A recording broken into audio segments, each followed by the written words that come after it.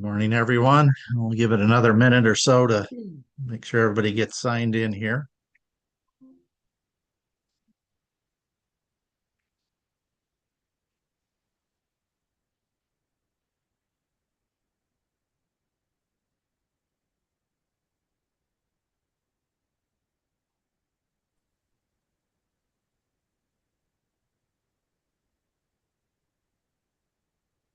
Morning, Vince. Good morning. Good morning.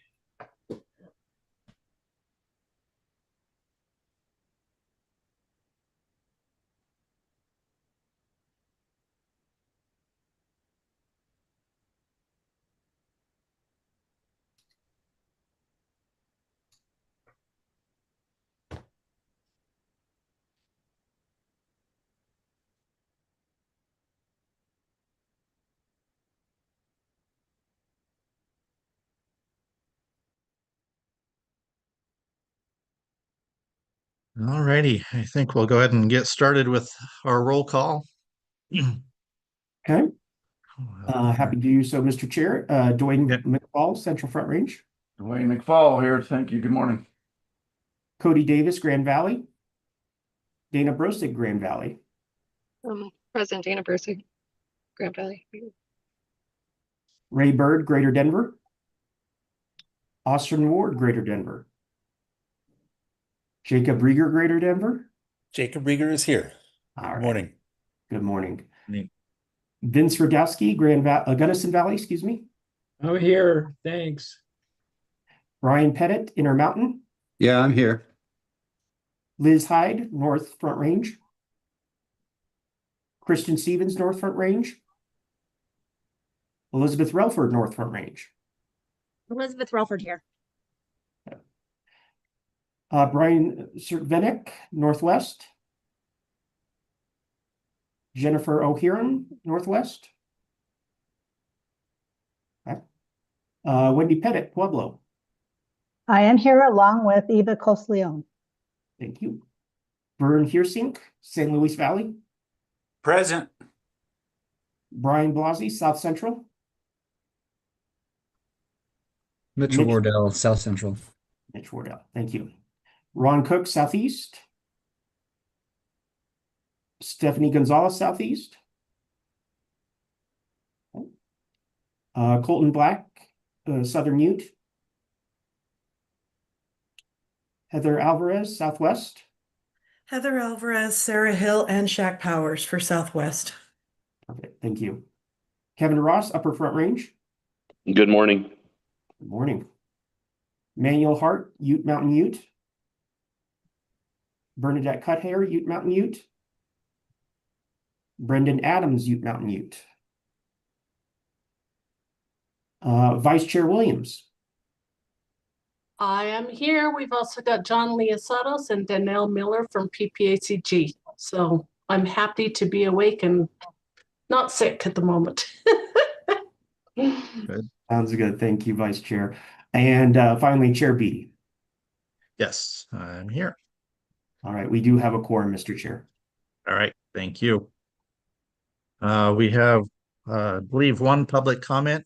We'll go ahead and take that now if they're on.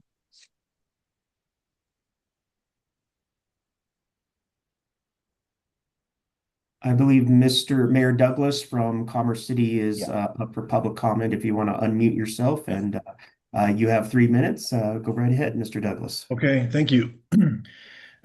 Transportation Commission, thank you for your for this opportunity to provide public comment today. My name is Steve Douglas, the mayor of Commerce City. And I'm here representing both Commerce City and as a member of the North Area Transportation Alliance, or NATA.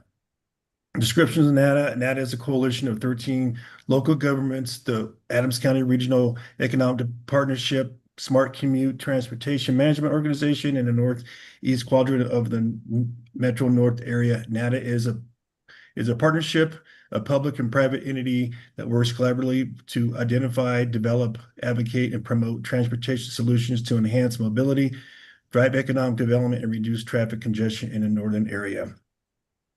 As each of you on this commission knows well, that I-270, built in the 1960s.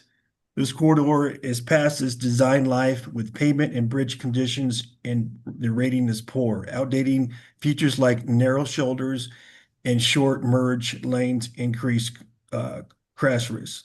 Heavy congestions carry over 100,000 vehicles per day, including high vehicle freight volumes connecting I-25, I-70, and E-470 in Denver National Airport. Congestion causes major delay and lowers travel time reliability. Safety concerns. Outdated designs, standard deterioration, infrastructure contribute to frequent crashes and maintenance issues. Environmental community impact. Stop and go traffic worsens air quality and noise in adjacent neighborhoods. Reconstruction allows improvements in drainage and storm drain management and potential noise mitigation. Economy importance. This corridor links major jobs centers, industrial hubs, freight rail, and delays costs to commuters and regional economic. Millions are lost in productivity each year. Needs for reconstruction, patching, and resurfacing are no longer sufficient. Full reconstruction is needed to meet today's safety, capacity, and mobility demands. Community engagement. Now, there's been a great coordinated community consulting team that is actively working with local stakeholders to address these concerns around safety, congestion, and air quality and neighborhood impacts. And I'm here today to promote, to make sure this stays on track, because this is a major concern for Commerce City. I do appreciate the work that CDOT has done on Highway 85 with the resurfacing, and also the reforming. And so we have a major intersection between 60th and Parkway that they're redirecting traffic onto 62nd. That's going to have a protected lane going north on Vasquez. But also a concern is we have different areas within our southern region of Commerce City that is, you drive to a certain area, it's the county, drive to a certain area, it's CDOT, and then it's the city. We need to make sure we take care of that corridor as well. That is a very heavily driven truck traffic roads, and to delay that as well only makes it worse. So as these designs and reconstruction of 270 are being talked about, we need to be in the forefront to make sure those roads that are connected in Commerce City, that those are taken care of first before we take care of I-270. Because just making those major changes on 270, that's just going to make it worse for our citizens and our businesses within that corridor. And also, just want to be mindful and respectful that I know, with the federal cuts, the state cuts, it puts a hamper on what a CDOT can do. But I think if we work together, we can get a lot of these things done, because it's just, every day, so many concerns, but we don't have control of the area within Commerce City, especially the corridor of Vasquez and Brighton Boulevard. Thank you for the time to allow me to make comments today.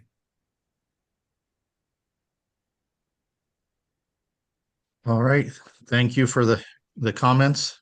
As the statewide transportation planning group, representing all around the state, we definitely hear the concerns of meeting the needs of those areas and addressing the deteriorating infrastructure. So and I'm just turning it on.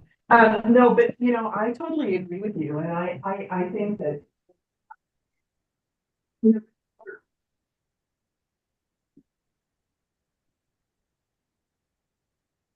I just had a question. I don't know if Barb was talking or not, but this is Holly. right. Yeah, go ahead, Holly. Steve, who is your rep on STAC? Because you would be a Metro County, am I right? Yes. Now we do have a new commissioner, Elise Jones. She is District 4 as a commissioner. But as far as STAC, that's a great question. Yeah, Yeah, I believe you would be part of Dr. Cog, so, or Oh, Greater yes, Denver. yeah, Dr. Cog, yes. Sorry about that. So that would be your representative to this Yes. group. So I apologize for that. yeah, and who currently is Dr. Cog? I know we just Yeah, so Chair and Vice Chair, if I could, our new representative is Austin Ward. I don't think he's here yet today. So today I'm the representative. okay, but Jacob, are you the new, who was it? Roy? it's Ron Ron Papsdorf. before, yeah. Ron Papsdorf, yes. Okay, Jacob, you're the new Rob. Okay, got it. I just think that's important. Next May, we have a metro area chair. And as I'm term limited next December, we'll want to talk amongst the metro regions as to who the best chair would be amongst all of us. Because, Gary will be term limited in May and a metro chair comes up. And with me going out of office in December, we'll want to talk about that. So, Jacob, you and I need to put our heads together. Okay. Oh, I think you'd be happy to do that. Side comment away. Let's go back on business. Thanks. Okay, thank you. Yeah, I have asked that possibly in one of the future meetings, we could have an update to the advisory committee on that 270 project, because it has been a big one for the state and it connects so much of the rest of the state to so many critical things. So it is critical to the state. So thank you for your comments. All right, we'll move on to our approval of the August meeting minutes. As sent out, is there a motion to approve the minutes? This is Commissioner Ross. I would move to approve. Okay. Is there a second? Commissioner Williams. Okay, thank you. It's been moved and seconded. Are there any additions or corrections to the minutes as presented? Seeing none, we'll proceed. Is there anyone that opposes to approval of the minutes? Seeing none, minutes will stand approved as presented. Okay, up next is Transportation Commission report.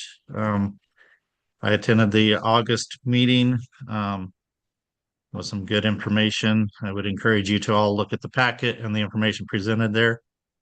They had an update on the disposal process when they dispose of CDOT property that's owned along state highways or parcels that they don't see a need for CDOT anymore.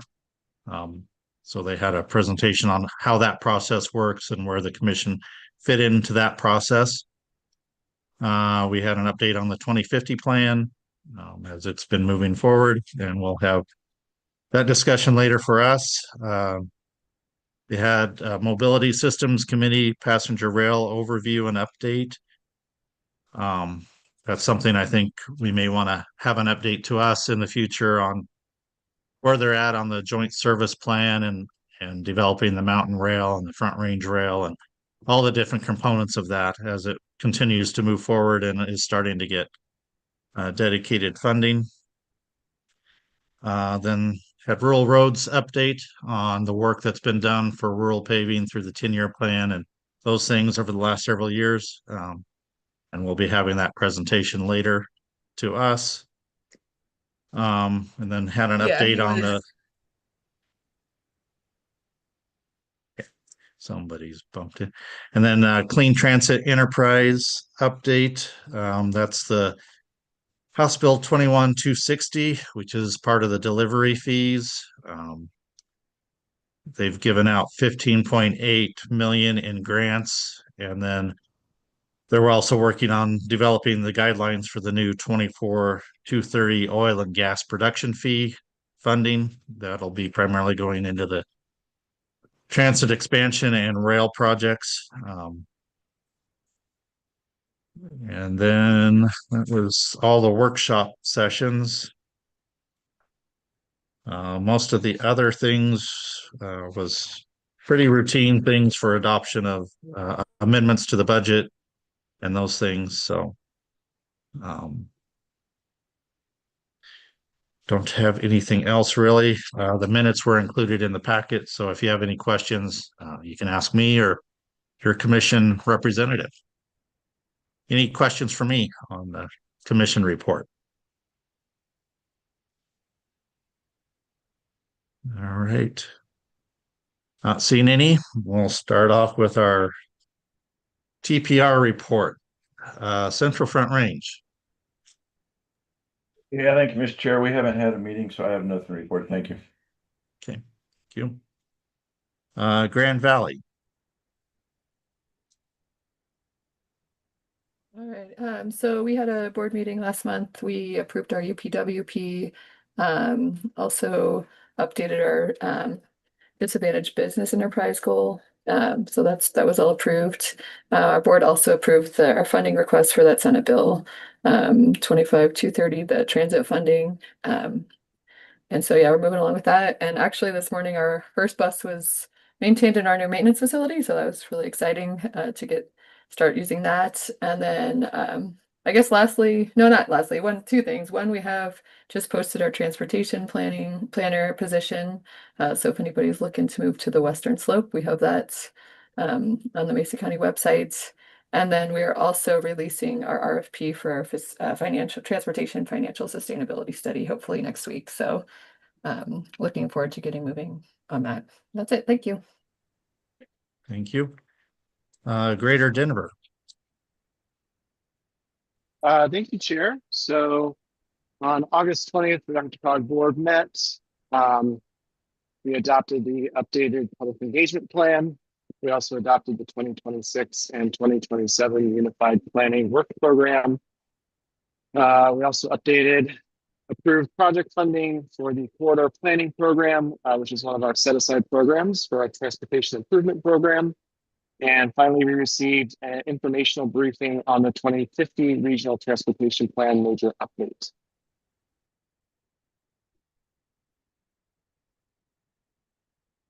Okay. Gunnison Valley, Vince. Well, we had our TPR meeting earlier in August, and our next one is in November 13th.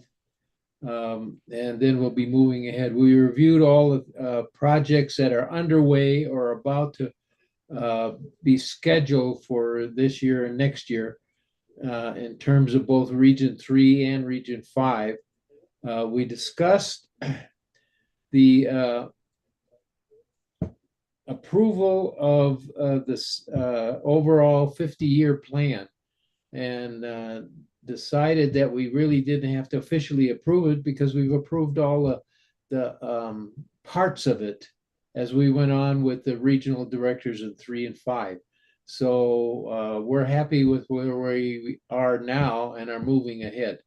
One of the other things is one of the big things over this last year was Highway 50 and the bridge over Blue Mesa. That got painted this summer, and you didn't know anything was happening.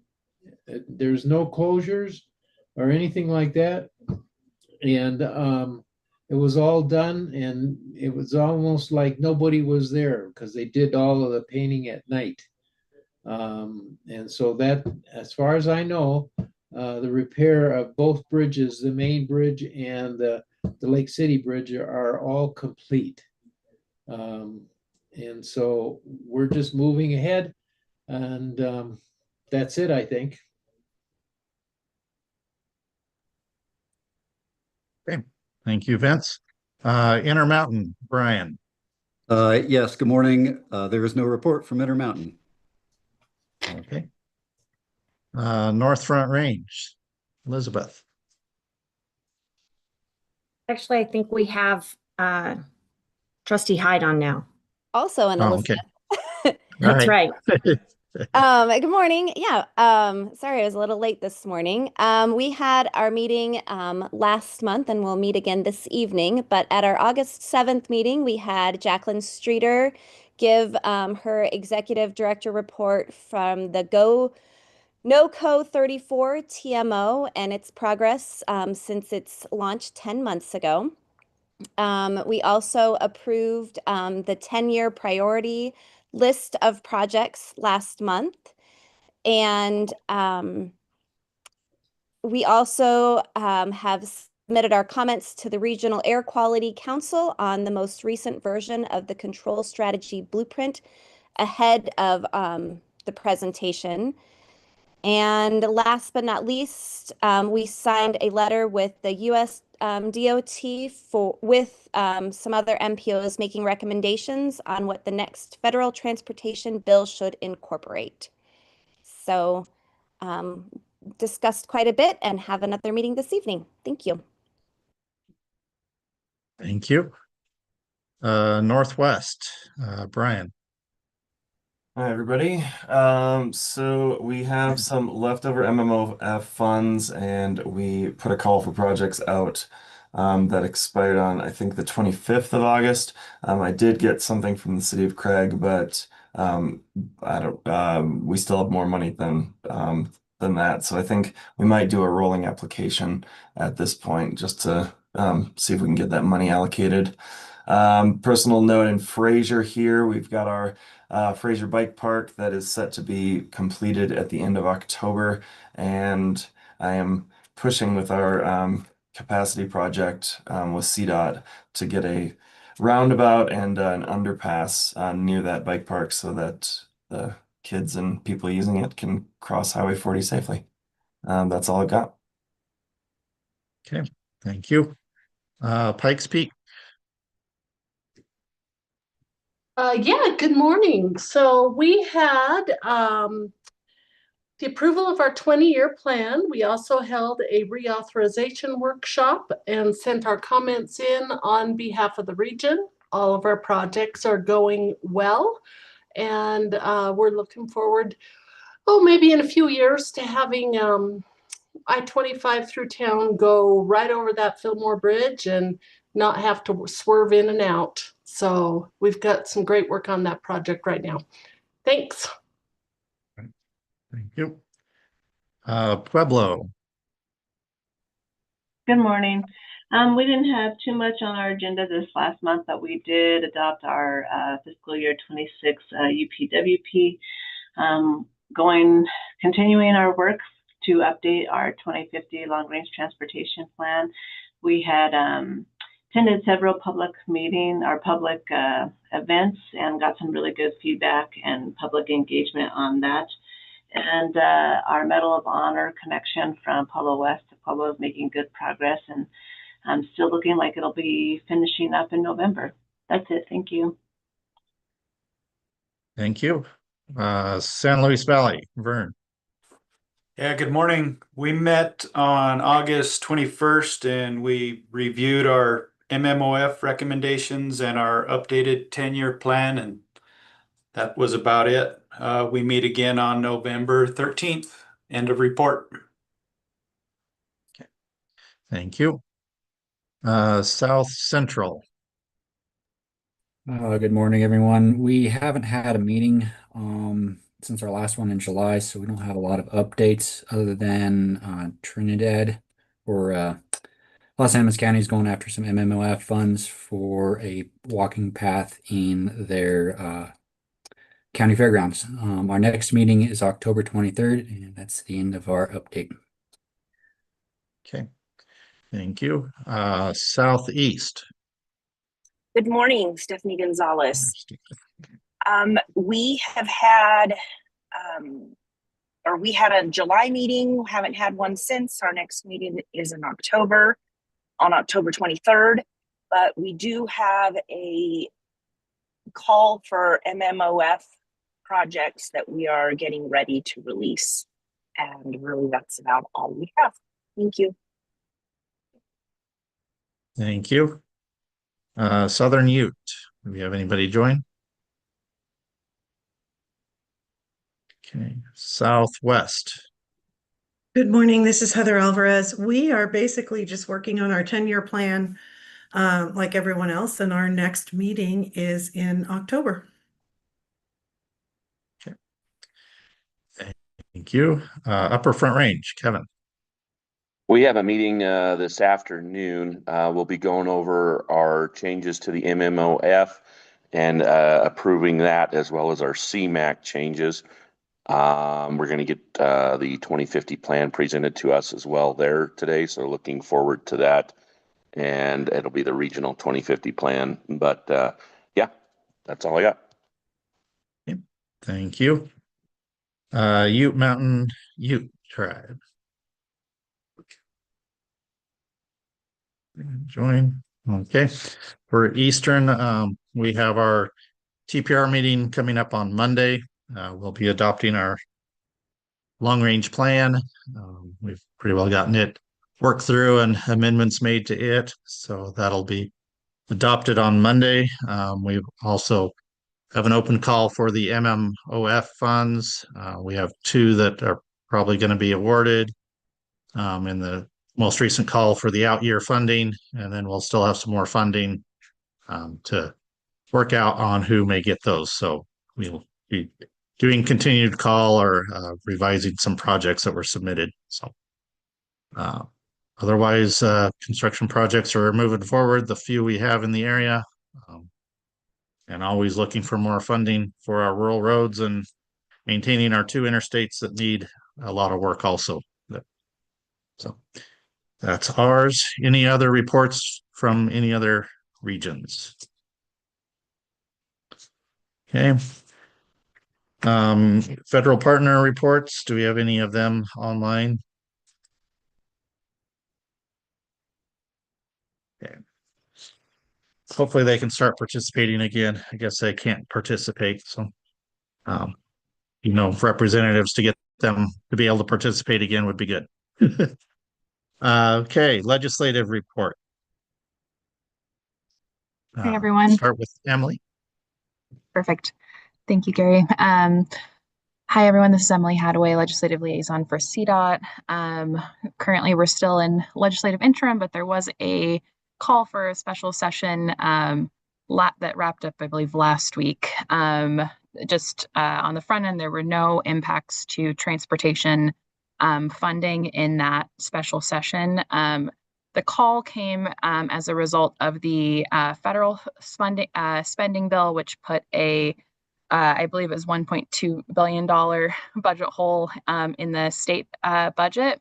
A big reason for that is because the Colorado tax rates are tied to the federal tax rates, so that reduced the amount of income that would be coming into the state budget. And so the governor called a special session with really 4 topic areas. One was addressing the budget, and then healthcare and food security, which also are related to impacts of the One Big Beautiful Bill Act. And then there was also an additional 4th call for artificial intelligence bills, which was something that was attempted to fix last session, but kind of ran out of time in the last minutes of the closing day.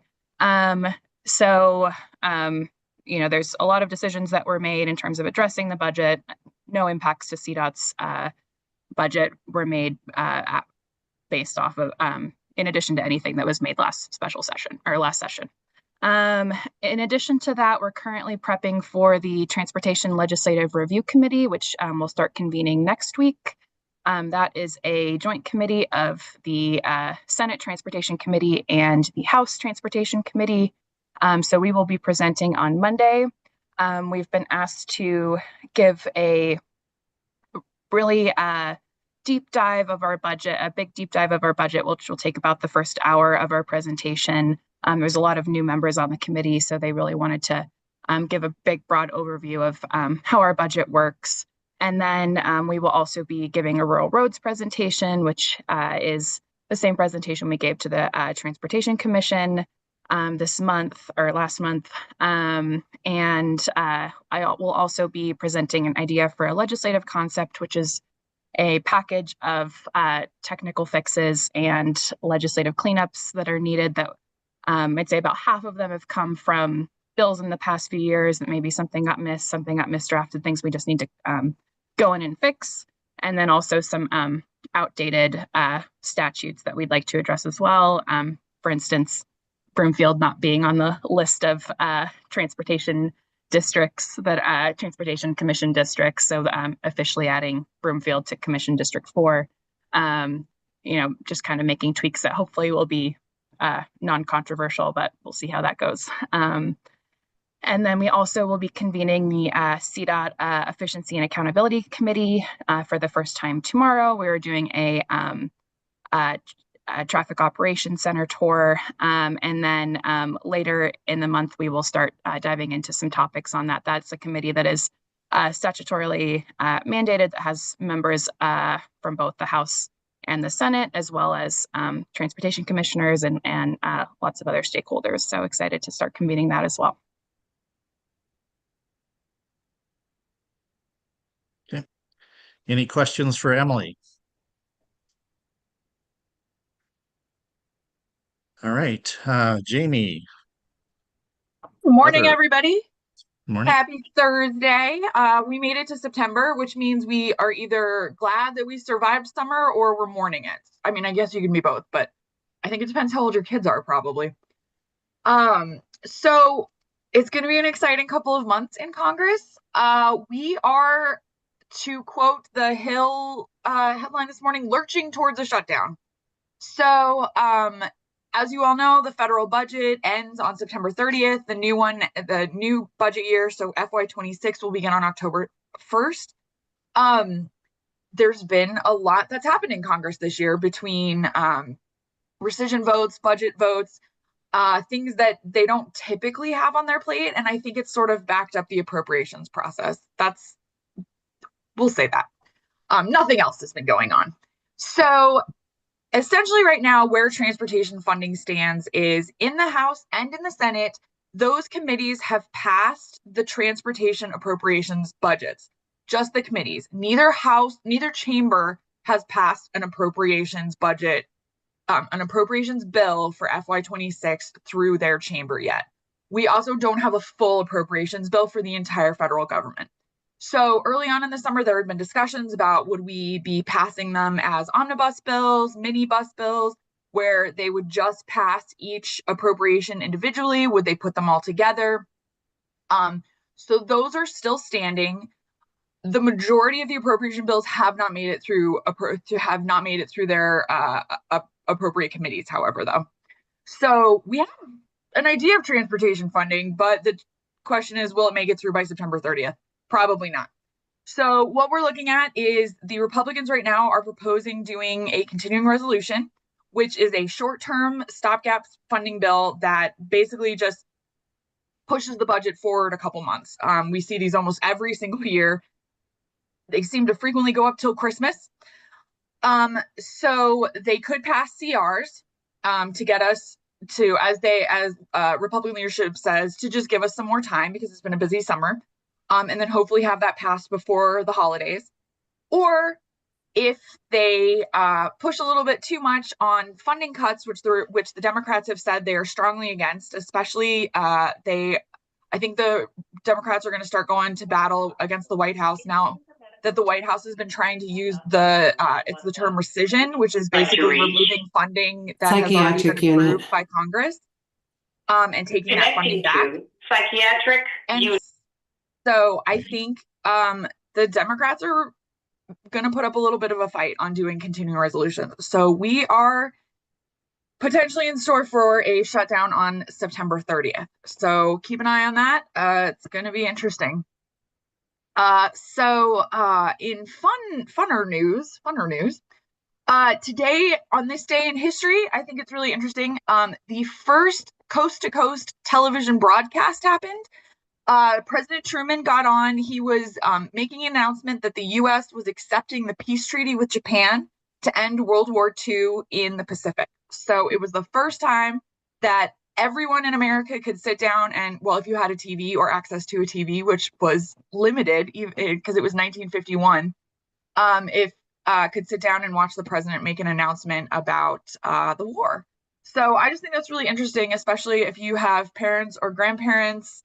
Like me, my grandfather was born in 1920, and I always found it so fascinating that he was born before there were like widespread access to radios, and when he passed away, he had an iPad. I mean, I just think it's amazing what technology has done just in the past 55 years. So, and it also is Eat an Extra Dessert Day. I know a lot of you haven't seen me in a while, but I am expecting a baby in November. So I'm going to be missing a little bit this winter, but eating an extra dessert has been something I've been doing for quite a few weeks now. So please join me in my celebrations and enjoy your extra dessert today. Thanks, guys. Does anybody have any questions?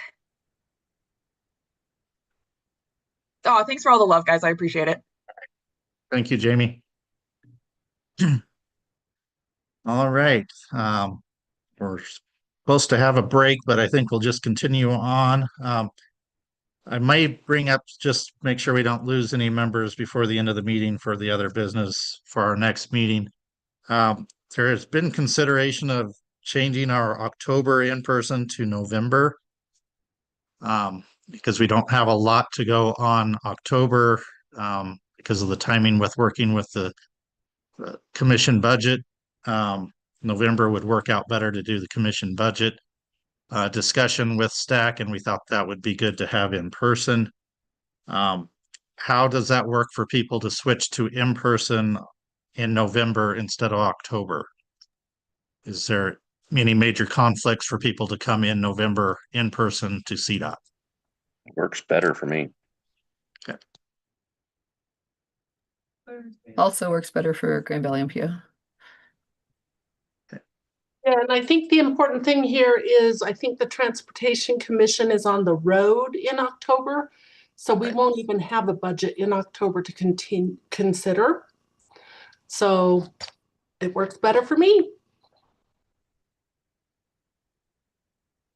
All right. Not hearing any objections to moving our in-person to November. I think we'll kind of plan on that, and then we'll see if we'll still do an online for October if there's any issues we need to bring, but we may actually skip October. So once we know what we may need to discuss. So since everybody was still on, I wanted to grab that before the end of the meeting. So we'll move on to our statewide plan adoption with Darius and Marissa. Thank you, Mr. Chair. I believe at the last month's STAC meeting, this was presented and it was open for public comment for the 2050 plan. Note that this is the overarching document that kind of goes through what the current situation is with transportation, looking at the future and some of the vision for transportation based off of not only our rural plans, but what comes out from our MPO partners as well into the statewide vision, and as one of the first steps as we get closer towards the 10-year plan, which will be a discussion topic later on this year. With that said, I'm going to turn it over to Marissa Gahan, Assistant DTD Director for Multimodal Planning, who's going to go through the rest of the presentation for you today. Marissa. Awesome. Thank you, Darius. If you want to go to the next slide. I think Aaron is running the show today. So yeah, we're at the home stretch. So I'll kind of show you where we are in the overall schedule that we put together over a year and a half ago, but we're hitting the end of that schedule. And then, like Darius mentioned, we did have the 30-day public comment period for the statewide plan and the rural regional transportation plans for the month of August. So that just ended last weekend on the 31st. So we put this presentation together that includes sort of a general summary of all the comments we got, and I'll share with you comments that we made a few comments from that to the statewide plan. We were sent a red line version of that yesterday if you want to see exactly what we made. And then we'll talk about what's next. So like I said, it's hard to believe that we're here now, a year and a half of hard work of planning into the schedule. We've now finished the public review, and we're hoping after we go through with you the comments we received during the public review, that you will feel comfortable making a recommendation for the commission to adopt the 2050 statewide plan at their next meeting. I did want to mention here that I think when I think about an adoption of a long-range plan, it's really, I would say the long-range plan serves as a launch pad and not the finish line. You know, adopting a long-range plan is really just the beginning. So as we transition our focus from the long range plan, the 2050 plan, to the development of now the 10-year plan, that'll be sort of the next phase that we enter into, where we're translating the overarching strategies and performance measures and goals that we established in this long range plan into actionable steps, and we'll be identifying specific projects, initiatives. So if there's any of you among us who are feeling a little sad or down that we're ending all this hard work of planning over the last year and a half, don't fear. We're just getting started, and I think there's going to be a lot more fun planning work ahead of us. You want to go to the next slide?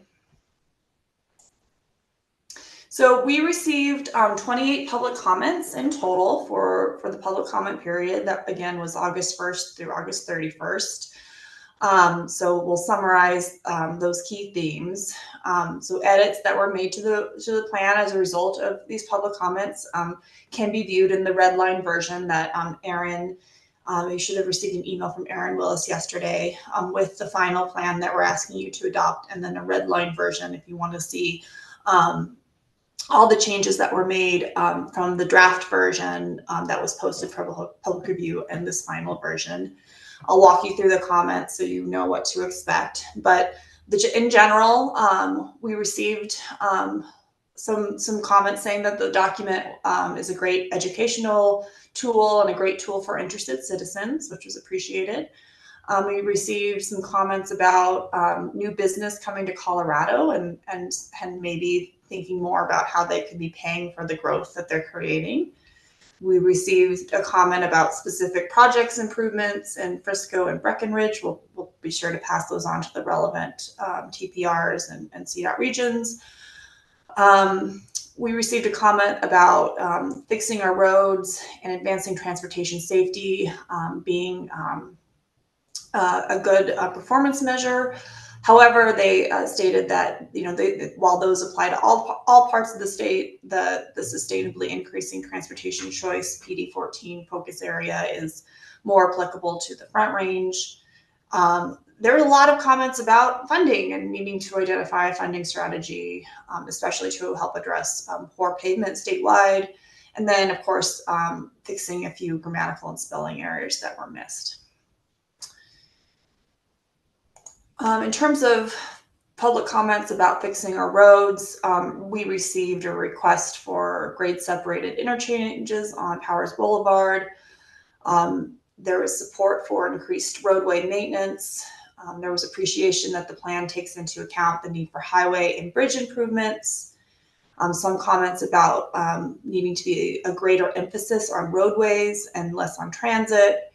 And then pavement improvements along Colorado 52 was mentioned, stating that additional work was still needed. So somewhat related to fixed roads and also safety, which is our next slide, we did also add new Eastern Plains freight content in the statewide plan, articulating how vital that is for agriculture, energy production, and economic vitality for the state. Other comments related to safety were, there was a lot of general support for safety, which as a high priority area for both motorists and non-motorists. I received a comment about a great need for pedestrian and bike safety in Gunnison. There was some wildlife comments about the statewide plan should have a great emphasis on wildlife crossing structures. And related to that, that CDOT should continue to strengthen its partnership with Colorado Parks and Wildlife to effectively integrate wildlife considerations into transportation planning projects. We did have sort of mentions about wildlife integrated all throughout the statewide plan, but to this point, we added a specific, a new little section paragraph in the plan that speaks to wildlife and its connection to safety from this comment.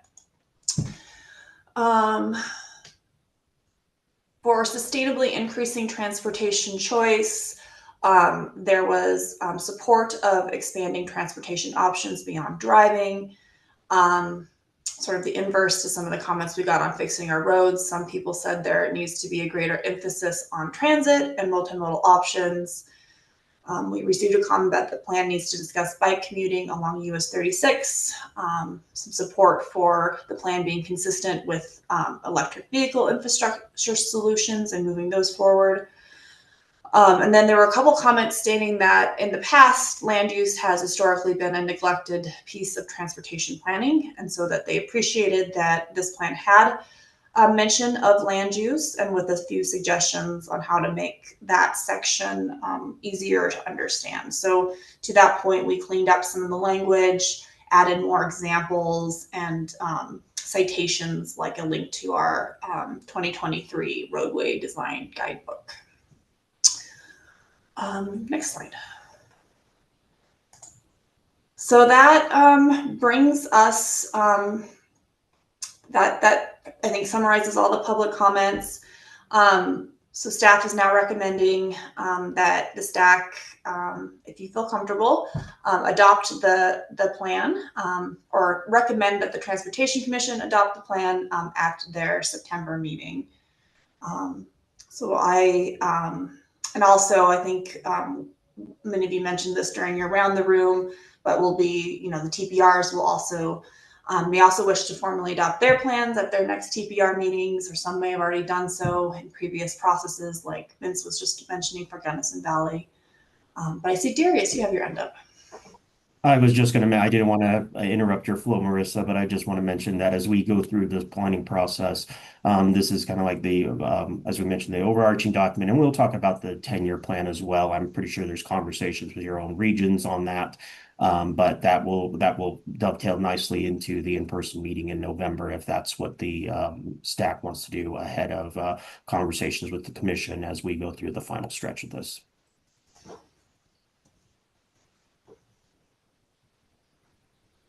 Okay, any questions or comments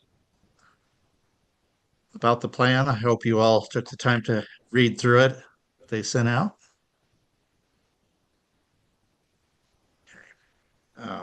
If not, I guess would entertain a motion to recommend adoption to the commission at this month's meeting.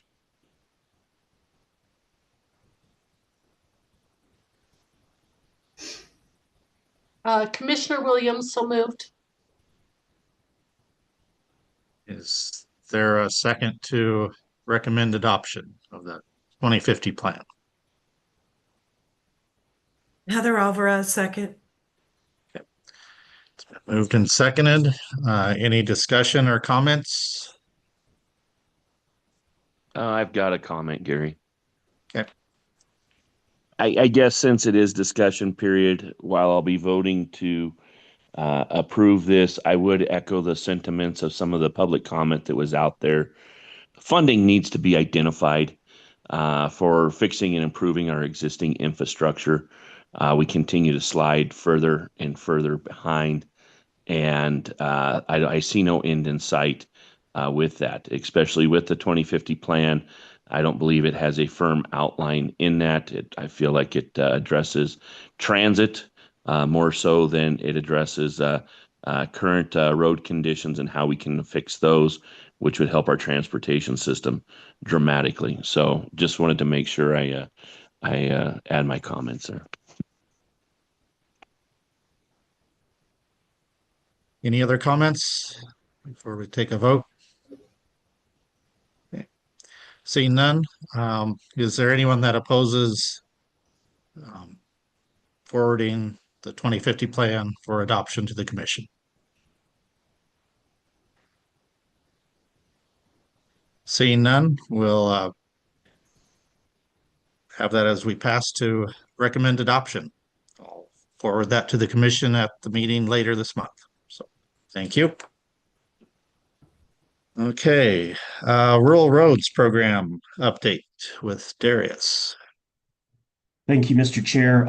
As Chair Beatty mentioned, this presentation was given to the Transportation Commission by Executive Director Liu at the last meeting, and we thought it might be good to go over that to talk about some of the items that have been done over this past 5 years in terms of fixing some of the rural roads as part of the rural roads program that was established in the last 10-year plan, in addition to some of the items that comes from our regular asset management program, which uses a model-based approach to determine what the correct treatment at the right time is and what our maintenance forces do at a high level. So, and I'll be happy to take any questions towards the end, but be able to do this at a very high level with some examples. So let's go to the next slide. So I think some historical policies and budget decisions, we've had a lot of large projects that took up a lot of budget in the past, and it competed with other priorities such as road condition, state of good repair. For example, the T-Rex project, which was close to 2 decades ago, cost about $1.67 billion in 2021, and of course, with current inflation levels, that is almost more than double the cost. Not so much with the Central 70 project, but it did have, in terms of inflation, but it did have a large cost as part of that project versus what was put in with the 10-year plan rural road program, about $862 million. So there is the trade-off between those two, between the large projects and be able to do the state of good repair work.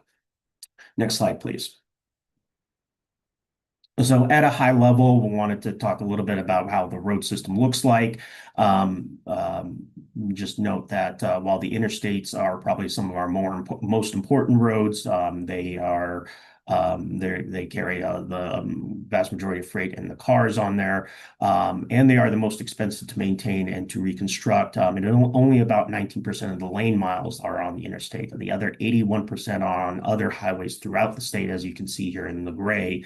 And it includes stuff like US 50, US 40, and any of our state highways, State Highway 9, State Highway 13, 86. So overall, these are some of the statistics. The interstate has about 4,200 lane miles and then about 19,000 lane miles in the rest of the system for a total of about 23,000 lane miles. Next slide. So as part of that rural road program, in using a combination of the stuff that came out of the 10-year plan, what we've done with our asset management program, and what maintenance forces have done, about 2,500 miles of rural roads have been improved since 2021, and nearly 800 of those miles have been funded through the 10-year plan in more than 40 projects. And this is on top of the estimated $230 million that is spent every year on surface treatment as part of our asset management program. And we're going to go through numerous examples. We'll talk about the US 50 piece on here, but that's just one example of some of the projects that were accomplished over these past 5 years. Next slide, please. Some of the ones that we wanted to highlight, there is Colorado 149, Lake City North of Creed. We saw some deteriorated pavement conditions, accessibility, safety issues, so it went out for primarily resurfacing, but also included restriping, deep patch repair, new bridge rail, and some accessibility items. It was a $12 million cost, and what it did was change it from low to high drivability life. And we'll note drivability life is the in-house metric that we use to determine roadway condition, with high drivability life being the best condition and low drivability life being at towards the bottom. And it's in terms of years of remaining drivability life. Happy to talk about that if folks want to, but we do have information on our website as well. The US 50 project that I mentioned earlier, so this was the settlement repair near Delta, colloquially known as the Delta dips. There was large dips in that roadway that posed hazards, in addition to some low and drivability life segments throughout that section. So this was a complete pavement replacement and rehabilitation, as you can see with some of the items that went in there: shoulder work and guardrail, a hot mix overlay, new rumble strips, and permanent striping. And this was a $23 million project, but what we heard was some of the extended improvements on that really helped make the drive through that area smoother and safer. And then we see a condition change from low to moderate to high drivability life from that project. Next slide. This one is Colorado 13 in Garfield County, Rio Blanco Hill. I believe this is the road between that goes between I-70 and Craig. So we had there was a considerable number of issues with safety along this road, and some of the in addition to some of the condition issues. It was a $35 million project, which include not only the repaving pieces, but also roadway widening and new passing lanes, chain up areas, wildlife crossings, pullouts, and all the other safety amenities. About a $35 million project, which looking at improving condition and modernize the roadway. And of course, that segment went from low to high drivability life. Next slide, please. I believe we have a couple more examples. US 385 Phillips Yuma County line south. There was some safety needs and some resurfacing. So the entire roadway was milled with a new 4-inch asphalt overlay. Addition of some new shoulders, curve slopes were corrected, added some other pieces of safety assets to it, and repaired some drainage as well. So this was an $8.2 million project, and the condition change from it was the low to high drivability life. And then our final example is, of course, Colorado 59 south of Cope to I-70. You can see the mile markers there.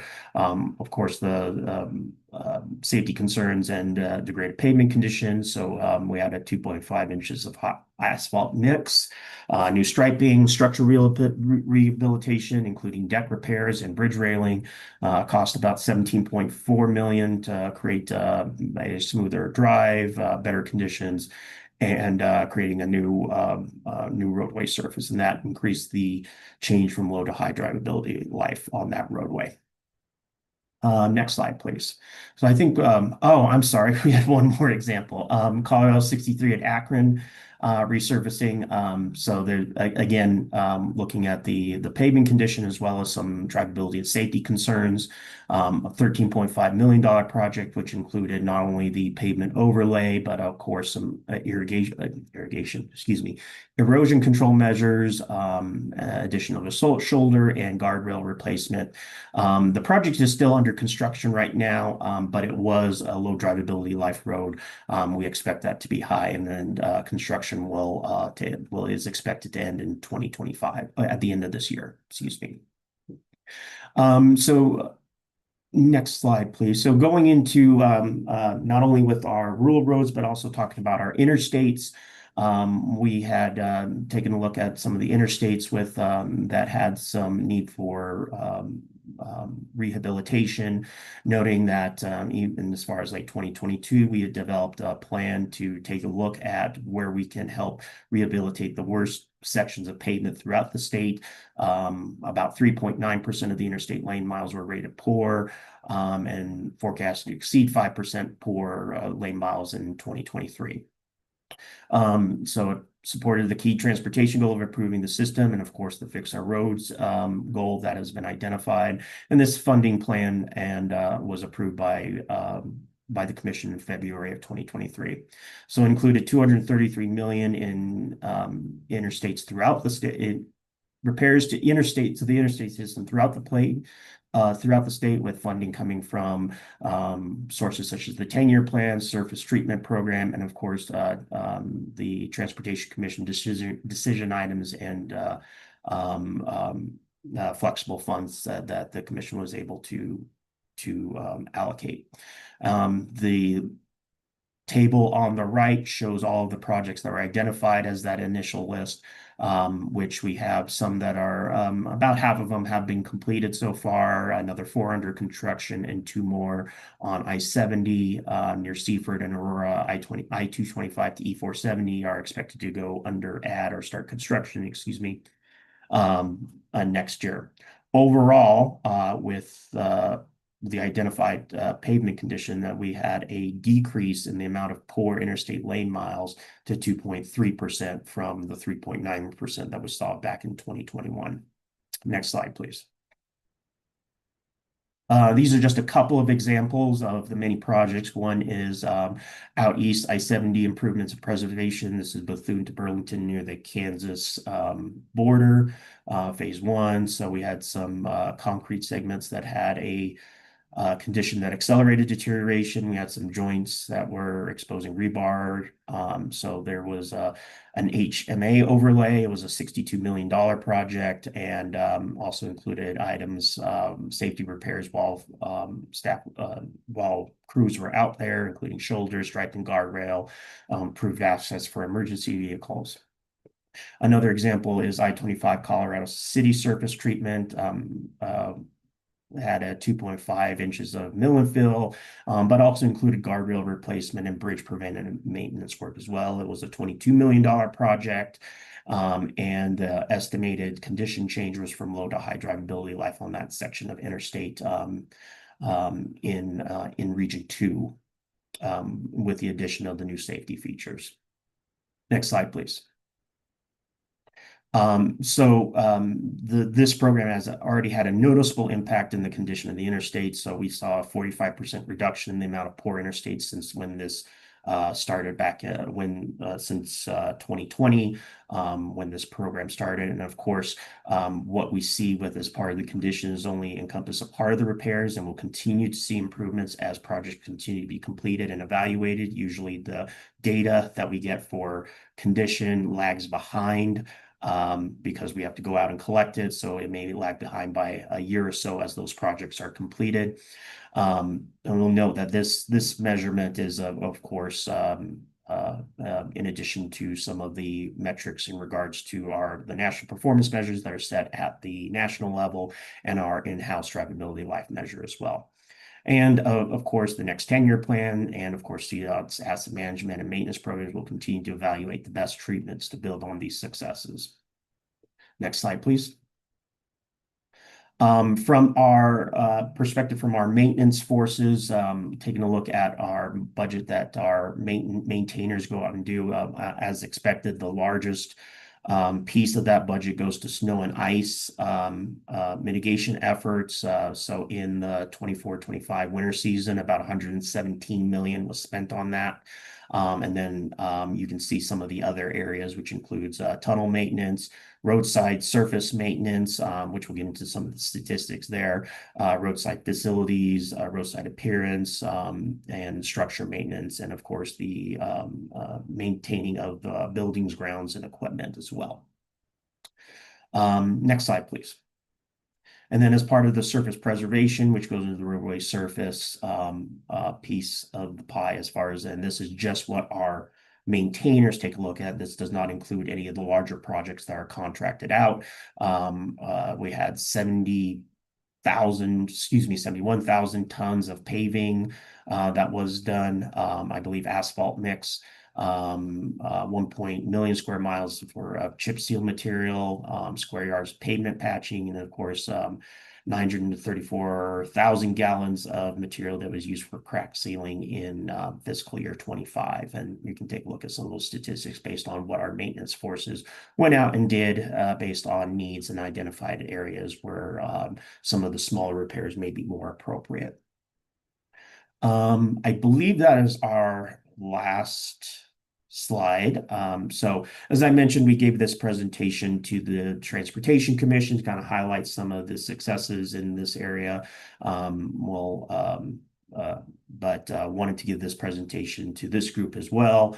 Happy to answer any questions that folks may have after hearing that. So thank you.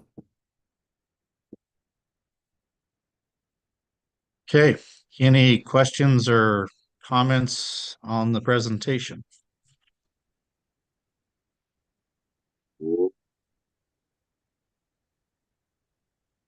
Okay. Not seeing any others. I did want to just comment. I think rural areas definitely appreciate the focus on the rural paving and having dedicated or a set amount to try to go toward it. My region definitely still struggles with balancing that interstate piece with the rural paving part. I know our next 10-year plan, we dropped some of the other lower volume roads to try to address the I-70 portions that are continuing to start to deteriorate as they start reaching the end of their life, which is wanted to reference, as I mentioned to the commission in my comments. the T-Rex project that was highlighted in the project. That was part of this old seventh pot projects that did projects around the state for major interstate reconstruction and other projects. And a lot of those are now getting up to being 25, 30 years old and are also going to be needing to be looked at over the next 10 to 15 years on how we're going to start reconstructing or doing major rehab on those projects around the state. And just for reference, for those that may not know, the funding for those was also funded through what was Senate Bill 1, which took a portion of sales tax from the general fund to fund these bond payments, which after about 10 years, when they ran into budget shortfalls, those bond payments then had to come out of the maintenance and operations of CDOT's funding. So I have concern of ever trying to do the bonding again with not a dedicated long-term source of funding. The general fund funding, if it's not mandated that it's taken and given to transportation, it can be taken away at any time. So just concerns as we move forward with trying to find additional funding and meeting the future needs of the shortfalls that are still out there. So just some of my comments to share with the group. So any other comments or concerns? Chair Beatty, Mayor Douglas has his hand up. Yes. Sorry, I'm not sure if I'm able to ask a question or not. I know this is for the CDOT, but I didn't know if the public could ask a question. We'll take your question. We're glad to have you participating. So all right, we'll take appreciate questions. that. Okay, thank you. I did notice on the slide it showed miles. Is that right?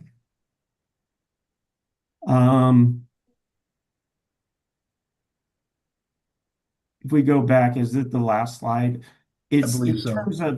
terms of some of these are not the projects that you typically see. This is what our maintenance forces do with some of the smaller projects. And so they're able to go through and do a lot of smaller type of repaving jobs that we don't necessarily contract out. I believe the limit is 250,000. I may be wrong on that. I know they recently changed the law on that. But it is some of the smaller fixes and that our maintenance folks go through and do. And as part of that, that's some of the funds that went into these different areas that our maintenance folks do, primarily during the summer when snow and ice is not a major concern. Okay, that's a significant savings versus contracting out. So that's why it was caught my eye there. So thank you for the detailed information. Yeah, that continues to be an issue with the requirement that we contract out or bid out projects that are over, I think it's up to 350,000 now total. That number has been increased slightly and will start going up with inflation some, but we were so far behind that I think it should be at $1 million that CDOT should be able to do. And I think we should pull out chip sealing and some of the other work because when CDOT can do it directly and not have to contract out, we do generally see a doubling to tripling of the cost when we have to contract out or have to use any federal dollars to do those projects. So that's why increased state funding that's dedicated to maintenance and operations and preservation of the system would help out drastically for CDOT to be able to actually get more done. Because when we touch federal dollars, it gets really expensive. So gotcha. So is that $350,000, is that something that state legislators have to approve to move that ceiling up to $1 million? And then yeah, that is, and they have increased it over the last couple of years. It's taken several tries to get even the marginal increase we've seen. It was at 150, and now we're up. I can't remember. We're at least 250, and I think we're close to 3 now. But that's something the legislature has to do. But of course, then the contractors are like, "Well, we need the work." So that's the lobbying issue behind that one. But it would definitely help Colorado maintain our roads better if we could get that back up to where our CDOT staff could do a lot more work and not have to bid out. All right. And then the chip seal. We used to do chip seal, but we went to slurry seal because it was a better overall in between maintenance. Then the chip seal just got too messy. We had so many people, walking in their homes with the chips and all that, and the cars and lifting up the chips. And now we have to go back to the areas that we chip seal and do a slurry seal in order to take care of what was done previously. So are you guys looking at doing away with chip sealing and doing a different method? I am not sure, Mayor Douglas. I can ask that question of our maintenance staff and get an answer at a later time. All right. I appreciate you guys' time. Thank you. Thank you for participating. Okay. Any other questions on the rural roads or comments? Okay, seeing none. Move on to our strategic highway safety plan. Good. I'm gonna go ahead and share my screen. Let me know if people can't see that, but otherwise, thank you for having us today. Today we're going to present on the 2025 Colorado SHSP, and with that, I'm going to pass it over to Melody Clayton.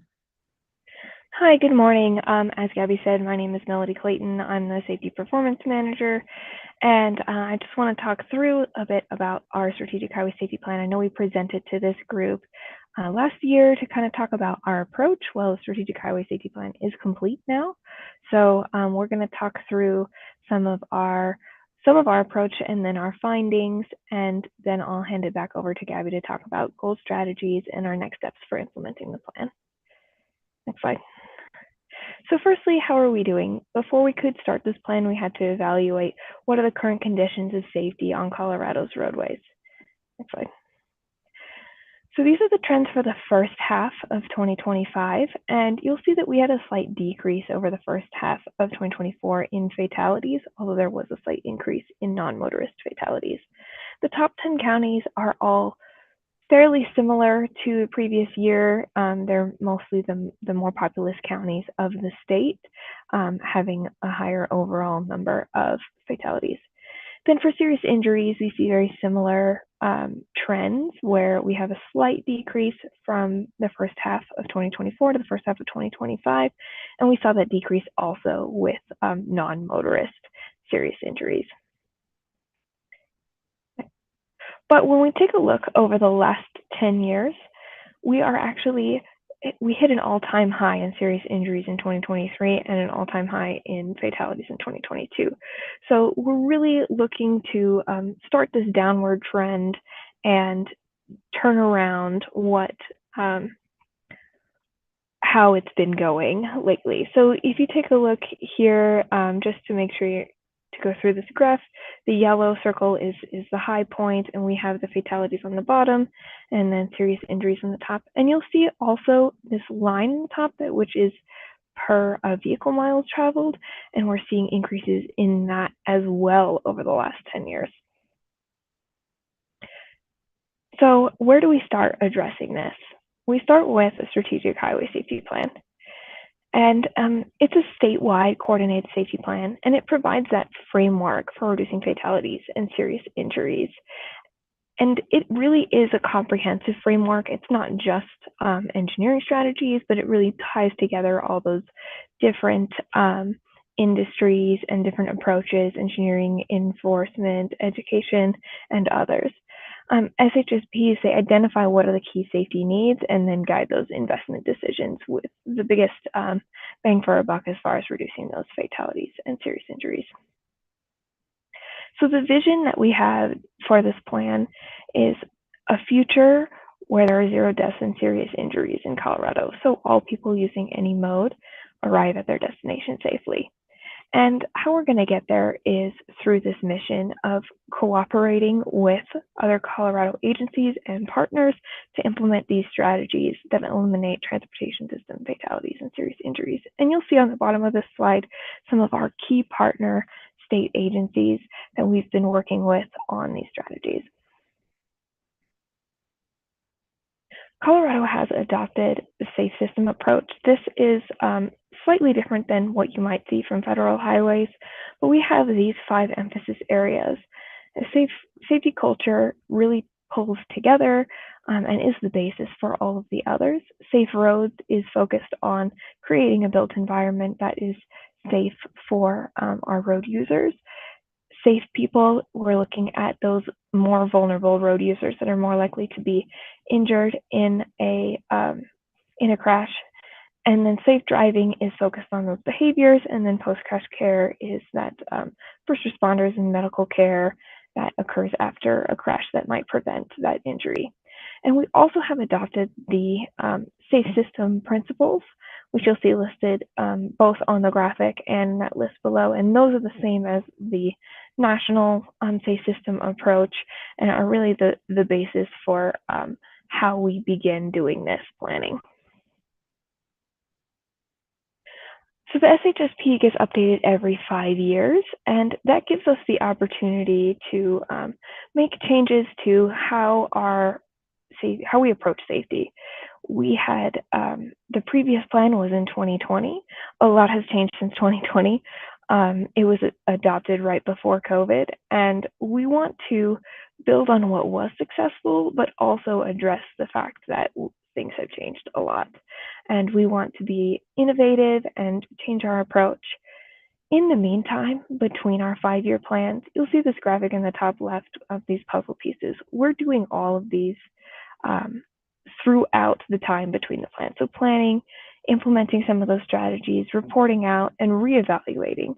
And so we're really looking through that cycle and making sure that we have innovated and made changes that are relevant in order to keep addressing safety and make sure that this plan doesn't get left on a shelf. Next slide. So what were our findings? So the first thing that we did is we got stakeholder feedback. And this is something I think we had talked through this in a bit more detail last time we were here, but we had workshops throughout the state. We had them virtually. We had over 256 attendees, and you can see here some of the common themes. And we were able to use this information that we heard from our partners in these different areas of the state to use that lens to look through our data analysis. So we really tied together what we heard from our stakeholders and what we're seeing in the data and tried to really tie those together as we came up with our focus areas. So these are our focus areas. So you'll see it follows those safe system approach emphasis areas. And we have safety culture, safe driving, safe people, safe roads, and post-crash care. And some of these we pulled out from those the stakeholder feedback. And then we also looked at each one of these focus areas.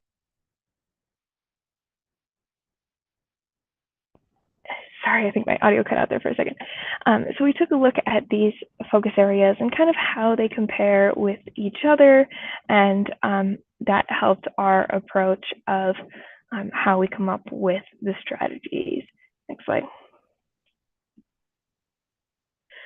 So this is a graph of those focus areas. So you'll kind of see how they're listed there on the bottom, and they have these symbols. So this is by percentage of all crashes in the yellow and percentage of fatal and serious injury crashes in that teal.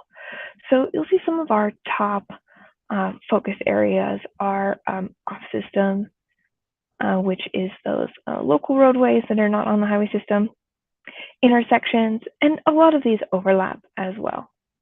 One thing that we were also able to pull out from doing this analysis is the areas where they're more represented in those fatal and serious injury crashes, but have a low percentage of all crashes. So that's such as occupant protection, which is focused on like seatbelts.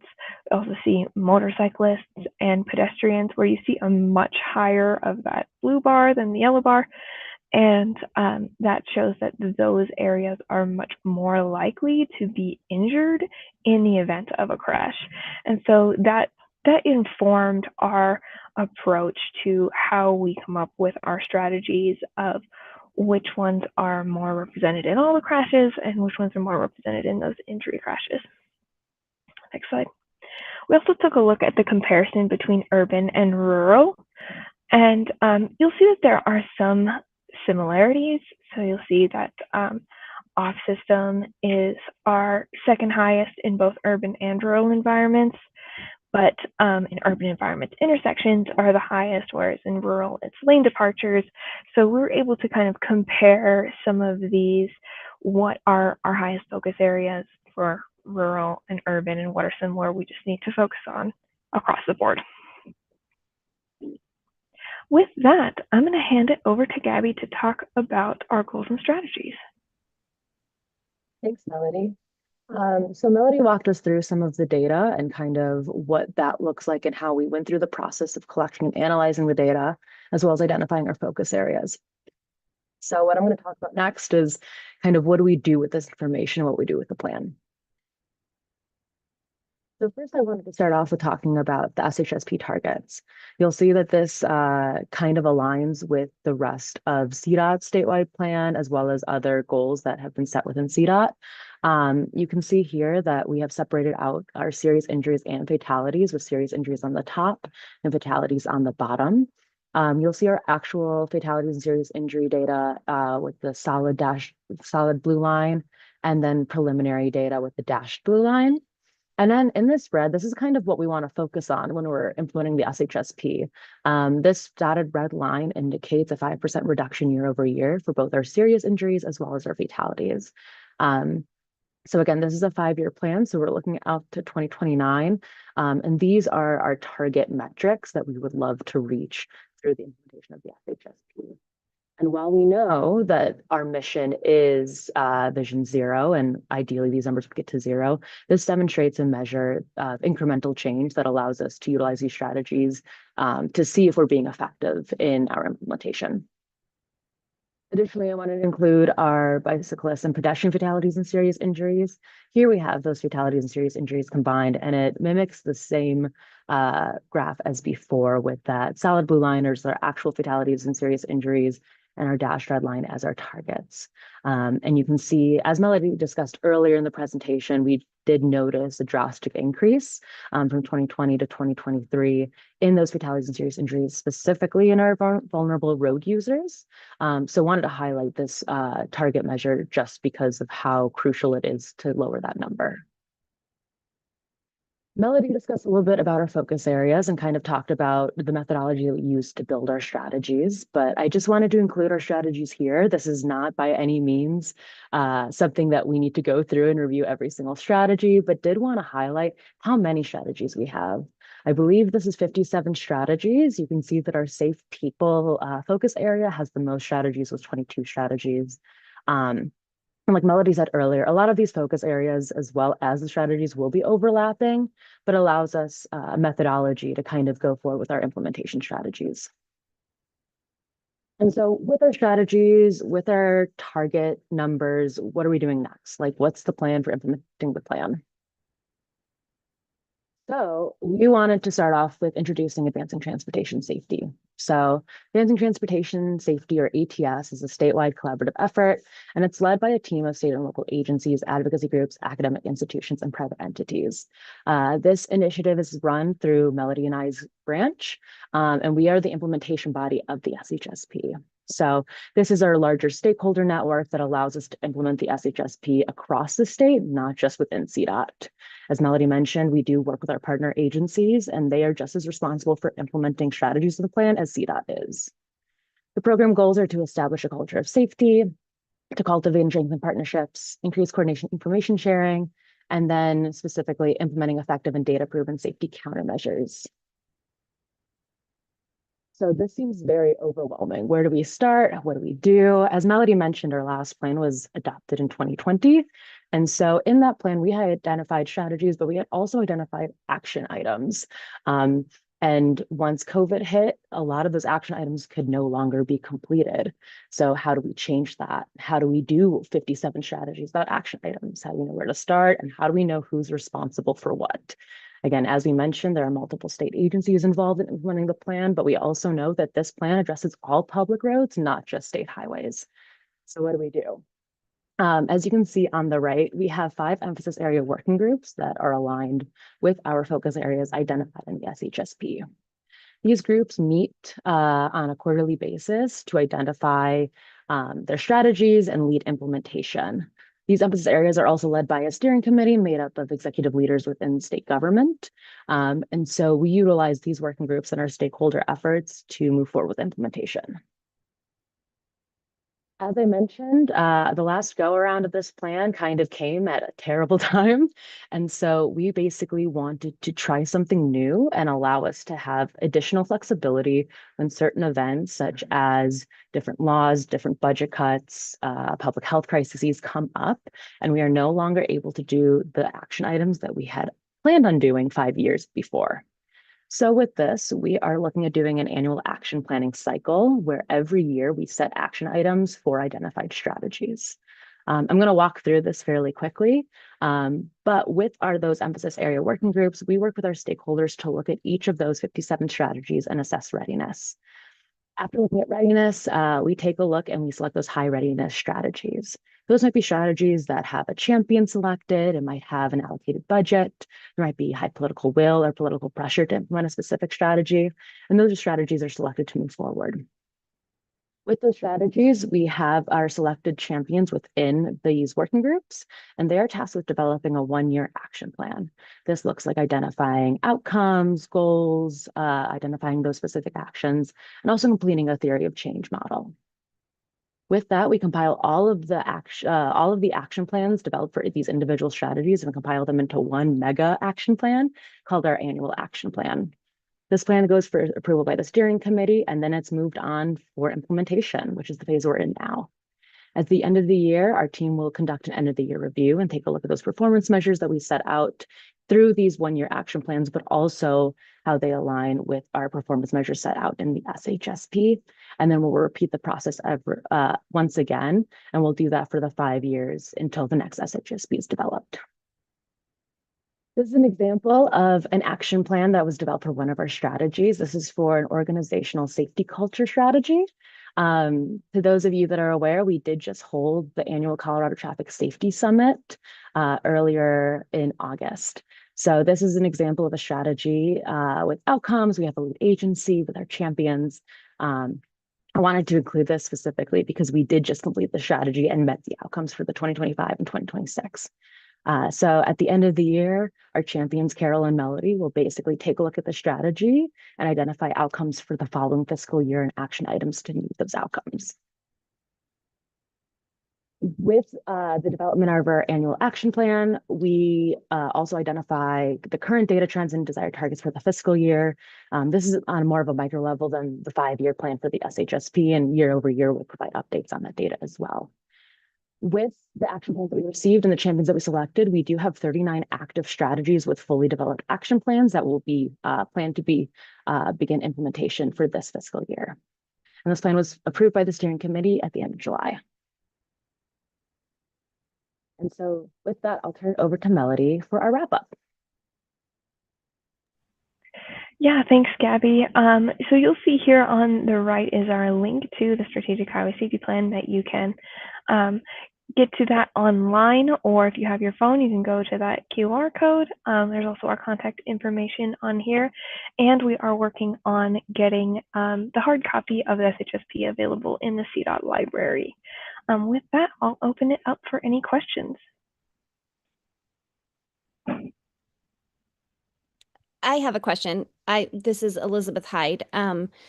And going back to where you were talking about the vulnerable road users fatalities numbers that had gone up, I'm just curious if you've got data to go back with, if any of that's related to how many more bike miles we've added, or if there's another reason, like do we have a percentage on how many more bikes or vulnerable users are on the road versus years before, or is there another reason that those fatalities are up?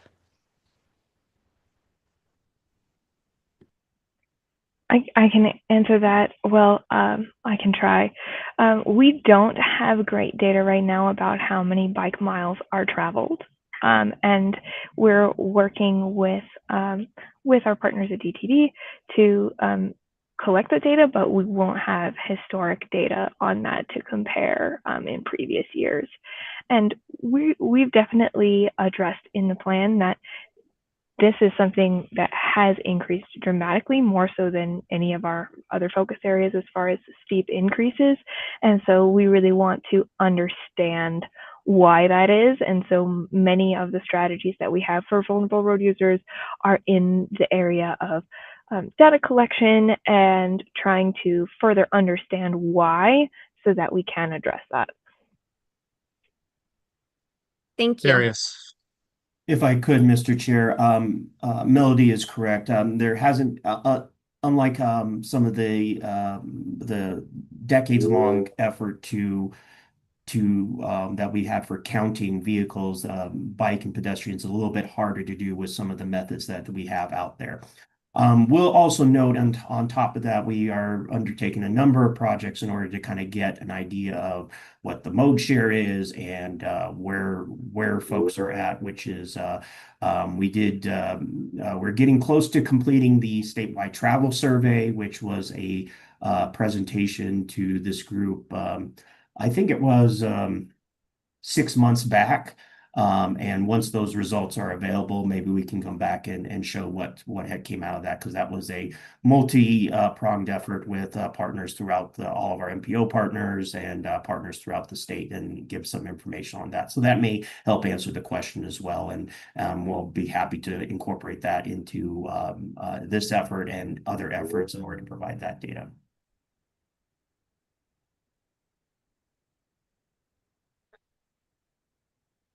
One thing with the vulnerable road users, I think it'd be important to also look at how the current designs are being done, which I think I hear comments from people that they're actually more confusing.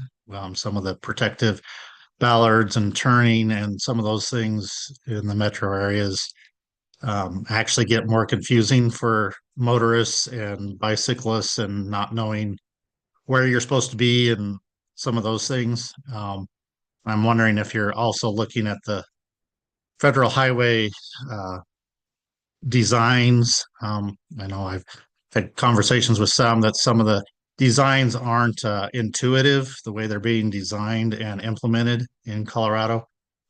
So that it's more intuitive to people. You have to actually study how it's supposed to work before you know how to use it, instead of something that just makes sense to people when they're driving or using their bikes. And as we've increased the number of people and that interaction between especially vehicles and the biking community, where they're right next to each other and crossing each other a lot more frequently, not using just the crosswalks and things for pedestrians, which people are used to.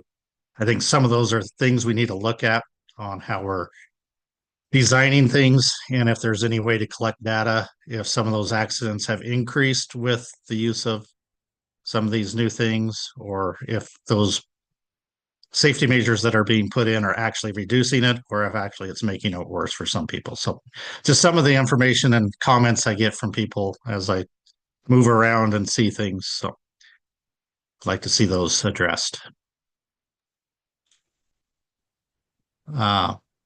Believe, Holly, were you up next?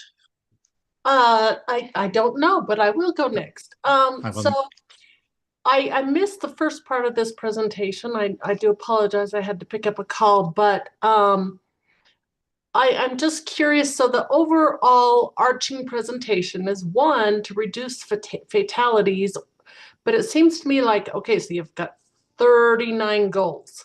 And so we really pushed in our county strategic plan to get it down to 4, data-driven results, transparency, so those kind of things. And so I'm just wondering if you were to summarize it in all 5, so someone could say, of course, the Colorado, to be safe, you want to avoid fatalities, you want to avoid being an aggressive driver, because I know down here aggression has become a real big thing. And so I think that 39 goals is great. But I would like to see it somehow consolidated so someone could say, hey, that's one of our statewide goals. And maybe that's a little bit more there, you know, passing a little crazy, safety culture, safe driving, safe people, you know. I guess I would focus more on, since the post-crash care is more a specific group of people. I just, I feel like it could just be really focused down into a little bit more. I'd like to see us focus somehow on these aggressive drivers, I guess is what I'm saying. The aggressive driving is really starting to annoy me. It doesn't get us to any place any faster, because I know I will, when I drive, I'm a perfect driver. Of course, I'm always driving perfectly, and I see the aggressive driver, and we always arrive at the same time.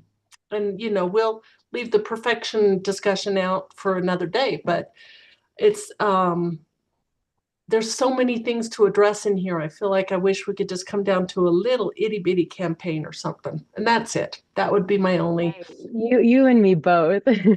That was something that as we went through this, we had to get rid of so many focus areas. But there's a couple of challenges when it comes to addressing safety, both with the traditional identification of what safety is in the first place and kind of what we can do to address it. So for some transparency, FHWA requires for the SHSP to identify focus areas, which is what this does. And under that, we are required to identify specific focus areas. Something that works for us that does feel, you know, like we're tackling a lot is that there are so many groups involved that our safe roads team is going to primarily be our like local engineers and state engineers, but they're not going to be necessarily working on targeting aggressive driving. We've got a whole branch at CDOT that tackles that, as well as CSP tackles that. Same thing with Safe People, is we've got so many different organizations that tackle those strategies. So when we divide it up, it's less of CDOT is tackling 39 strategies, and it's more like the entire state is kind of taking those strategies and working together in all these individual parts. And I know that Melody could probably talk a little bit more to that, but safety planning has evolved a lot to include all of these different pieces. Again, like you said, like post-crash care, completely different set of stakeholders. And again, if we didn't include that, you know, we would be missing it. And I shouldn't minimize that, because, you know, one of the things that's important there is, you know, how everybody really tries to make an effort now when there is a police officer or someone on the side of the road. We all do try to make an effort, slow down, move over at least a half a lane or a whole lane, or whatever we need to do to make sure that there's the room there. So I think there's been a lot of good focus on that too. So, all right, I appreciate it. Thanks. Thank you. Eva. Yeah, thank you for this presentation. I always value safety, and one of my questions is, I guess, does your plan kind of go into, I know you have overarching strategies, for example, like the public safety culture, and there's some strategies around like education through media campaigns. And one of the things that Pueblo has done, and the work that I do with like the health department, is we realize that our teens, we've had issues with DUIs over the last few years. And so we've worked with a few people in CDOT, but then we've also realized that there's some great other opportunities to get like nonprofits that will go into the schools and give a more in-depth topics. And had we not actively looked into it, we would have not known about it. And I guess I'm just thinking that, you know, other communities might have the same issue, and maybe they don't have the capacity or the time to dive into those. So I'm just curious if you'll identify some of those opportunities, so that way other communities know, like, hey, this nonprofit, I forget the name of it, they go into the schools and they just give huge presentations, and they're really like thoughtful and interactive with the students. And so, you know, again, like, had I not gone into it, I would have not known about it. But it would be nice for everybody throughout the state to be like, oh, okay, I know, yes, teens in the driver's seat. Thank you, John.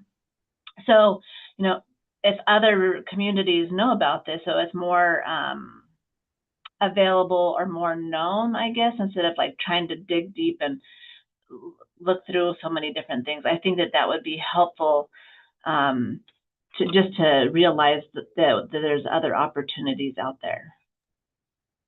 Yeah, that's incredible to note. And I completely recognize that. And we do actually have a couple of strategies that focus on that. Specifically, we have a strategy on pilot community level safety culture partnerships. And that strategy is being led by our partners at CDPHE and the Injury Prevention Unit and Built Environment Team.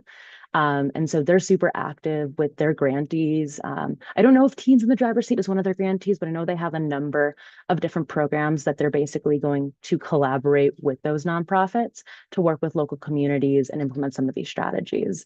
So CDPHE is a great partner in working with the nonprofits and working on more of a cultural level. And so we have a couple of strategies targeting that, but we do have another couple of strategies about expanding access to driver's education, improving quality of driver's education. And so I think that there's going to be like a multi-pronged approach with the Highway Safety Office's behavioral grant programs, but then also CDPHE working directly with local public health programs. So hopefully that answers your question or provides some ease in that concern that that's something that we do want to be targeting with this plan. Kind of, I guess I just want to know, like, will it be more apparent so if I'm looking to go through your strategy and say, okay, yeah, this pilot community level safety culture partnerships, this is a strategy that I'm willing to take on. Okay, what are my resources and who's the best person to contact? If it's CDPHE, then be good to know, like, oh, is it Steph Leonard or is it Darina Hirschler or, I mean, I know that because I've done that, but maybe other people don't. So I guess that's what I'm wondering is if a person sees that strategy and they're like, this is something that I'm interested in because maybe my school district has reached out to me. Okay, let me do this research. So it's easy for me to pinpoint, okay, I can do this and here's the people that I need to contact. Yeah, that makes sense. So we are working on putting that final compiled action plan for this year on our website, and that will have the identified party to contact for those strategies. Again, because it's still in that implementation mode, we might not have the best segue to get people directly involved at this point, but we do have that contact information. So I would also encourage, we've got a number of like feedback and contact forms on that website too that I dropped in the chat. Until we have something up and running where we can say, yes, this is the person that you contact and this is what you do, because it's a pilot program, we're just kind of starting off now. But that action plan would lead you to the right person, but also feel free to share my email and I'll try to connect people as much as possible. But that's a great question.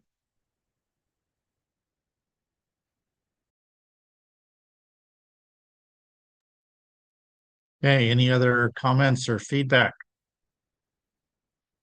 for the State Highway Safety Plan?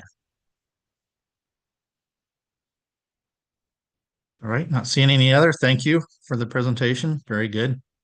Thank you. All right. We're up to the other business. So anything else? We mentioned earlier that our October meeting will be changed to online and change our in-person to November so we can discuss the budget. And we may not have October meeting. So any other input on changing our meeting?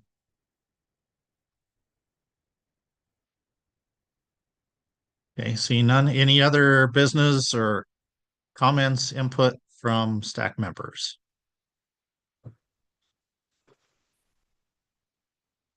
All right. Not seeing anything. Give you back a bunch of time today. So we'll look forward to seeing you all for sure in November. And we'll see about October, if we have any items we need to discuss. But October will probably be a short one if we have one. So thank you. Everybody have a good rest of your day. And everybody drive safe and enjoy the Leafs. Yes. Goodbye.